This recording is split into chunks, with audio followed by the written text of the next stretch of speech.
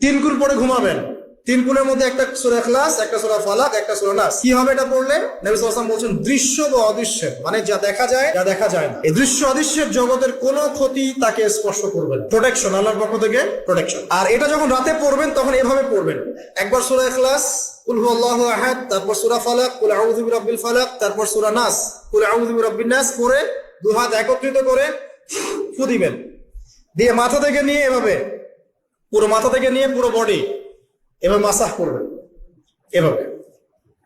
ঠিক আছে? এটা তিনবার করবেন, একবার না।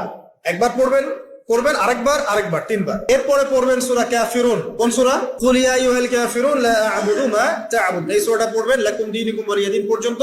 কি হবে? আল্লাহর রাসূল সাল্লাল্লাহু আলাইহি ওয়াসাল্লাম বলেন যে রাতের বেলা ঘুমানোর আগে কেউ যদি সূরা কাফিরুন তেলাওয়াত করে ঘুমিয়ে যায়, আল্লাহ পাক ওই ব্যক্তিকে শিরকের পাপ থেকে মুক্ত রাখবেন ইনশাআল্লাহ। আমি অনেক লেকচারে বলেছি, আবার বলছি যে যত মানুষ জাহান্নামে যাবে, হাজারে যে 999 জন মানুষই জাহান্নামে যাবে, তাদের আমলনামার মূল পাপটা হচ্ছে শিরক। কথা বুঝতে পারছেন? এই যে হাজারে যে পুরো 99% মানুষ জাহান্নামে যাচ্ছে, এটা তো হাদিস। তার মধ্যে যারা জাহান্নামে যাবে তাদের আমলনামায় সবচেয়ে কমন যে পাপটা থাকবে সেটা হলো কি? শিরকের পাপ। কারণ শিরক ছাড়া আল্লাহ পাক যে কোনো পাপ তওবা করলেই যাকে ইচ্ছা মাফ করে দিতে পারে। শিরকরত অবস্থায় কোনো মানুষ যদি মারা যায় তাহলে সে ব্যক্তি জাহান্নামে যাবে, এটাই চূড়ান্ত। ইল্লা মাশাআল্লাহ।